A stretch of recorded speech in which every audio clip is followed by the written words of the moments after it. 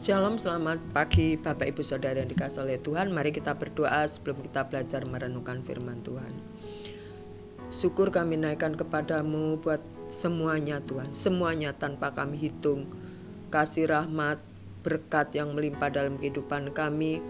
Tuhan, izinkan kami mendekat kepadamu, melekat kepadamu Tuhan, tetap memegang erat tangan Tuhan. Sehingga hidup kami Tuhan boleh berkenaan akan Engkau Tuhan. Terima kasih Bapak, terima kasih. Kami tidak bisa hidup tanpa Engkau Tuhan.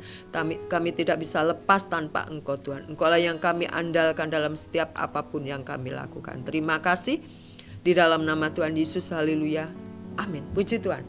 Bapak Ibu masih ingat lagu kita zaman dahulu, yaitu Havenu Shalom Alaihim, Havenu Shalom Alaihim, Havenu Shalom Alaihim, Havenu Shalom Shalom Shalom Alaihim. Ku bawa berita sejahtera, ku bawa berita sejahtera, ku bawa berita sejahtera, ku bawa berita sejahtera. Wow, itu lagu jadul ya, tapi saya suka sekali. Nah, lagu ini ya dengan bahasa Ibrani dan juga transit bahasa Indo. Puji Tuhan. Dan pada pagi hari ini saya akan memberikan judul yaitu Mutiara yang Terpendam. Wow, judulnya keren ya. Tetapi bacaan kita terambil di dalam Injil Matius 10 ayat 16. Kita baca dulu ya Bapak Ibu. Demikian. Lihat, aku mengutus kamu seperti domba ke tengah-tengah serigala, sebab itu hendaklah kamu cerdik seperti ular dan tulus seperti merpati. Ya, Tuhan Yesus mengajarkan kepada para murid-murid. Bapak Ibu Saudara, saat ini sedang booming yaitu Ponpes Al Zaitun yang dipimpin oleh Bapak Panji Gumilang. Ya, Ponpes ini berbeda dengan ponpes lainnya yang ada di Gontor. Ya, di Ponorogo itu juga bagus. Yang ada di Jombang, mungkin ada di Bekasi, di Jakarta ini juga. Ya. Pada pagi hari ini saya tidak mau melihat kekurangannya, tetapi kita akan belajar bersama-sama ada apa di dalam Ponpes Al Zaitun ini yang saat ini sedang booming. Bahkan pemerintah tidak bisa untuk menutupnya. Maksudnya menutup Ponpes ini untuk tidak kembali aktif ya. Ponpes ini sudah berjalan selama 25 tahun, berdiri mulai tahun 1999 ya. Tetapi uniknya Ponpes ini daripada ponpes lainnya itu apa? Ya, mereka di dalamnya belajar bahasa Ibrani, Bapak Ibu. Bahasa Ibrani ya. Dengan pengajar seorang Profesor Siahaan. Siapa Profesor Siahaan? Profesor Siahaan ini adalah penulis pengantar bahasa Ibrani ya. Ya, waktu saya duduk di STTBI Battle ini, buku beliau ini yang kita pakai belajar ya, karangan Profesor Siahaan, pengantar bahasa Ibrani ya.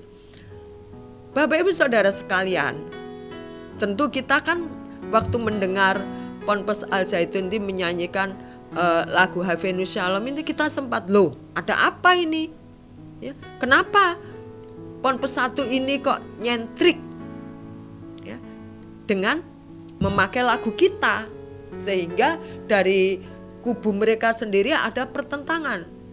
Yang satu bilang, wah ini gak boleh nih, sesat, ini mesti ditutup ya.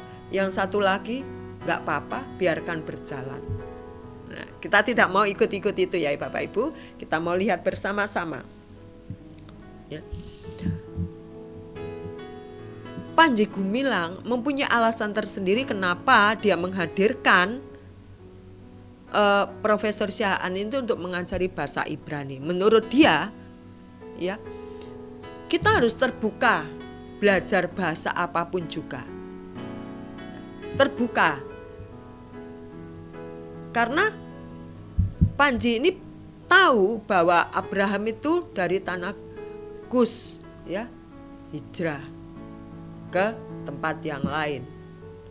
dia belajar itu. Ya. Makanya dia juga tahu bahasa pertama itu Ibrani, Yunani, ya. Dia juga ingin seperti itu. Nah, mengapa sampai Profesor Syahaan ini mau? Kita tidak pernah tahu rencana Tuhan, Bapak Ibu ya. Tidak pernah tahu sampai akhirnya 10 tahun Profesor Syahaan ini mengajar di Ponpes ini, ya. Ataukah Bapak Panji ini hatinya mulai dijamu oleh Tuhan, terbuka untuk menghadirkan anak Tuhan mengajar di Ponpes, ya, di Pondok Pesantren Al Zaitun, mengajar selama 10 tahun, sehingga Pak Panji ini terbuka, nggak apa-apa, welcome. Lagu ini yang dikumandangkan orang Nasrani, boleh anak-anak Ponpes mengumandangkan. Bahkan Ponpes juga boleh dipakai untuk kebaktian. Ini kan nyentrik ya bahasanya, nyentrik. Nah, tetapi kalau kita melihat firman Tuhan, bahwa Tuhan mempunyai rencana tersendiri. Kita masih ingat waktu Indonesia menjadi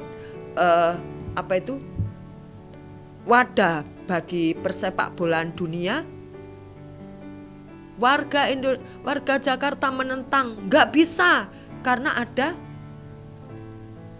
pesepak bola Israel yang akan main di Jakarta. Ditentang, salah satunya kita tahu, petisi kita Pak Ganjar. Nggak boleh, ditutup. Sampai akhirnya Indonesia di-cut, nggak boleh lagi. Tetapi Pak Panji ini mempunyai wawasan tersendiri, mempersilahkan untuk belajar bahasa Ibrani. Ini loh nyentriknya menurut saya Bapak Ibu ya. Dari Ponpes lainnya, kalau bahasa Inggris saya tahu Ponpes sudah mengajarkan, bahasa Mandarin juga boleh. Tapi untuk Ibrani ini kan langkah. Mungkin sebentar lagi Yunani, bahasa Aram, bisa jadi itu kalau Tuhan izinkan ya. Saya masih ingat waktu saya duduk di bangku sekolah dasar ya, tahun 1960.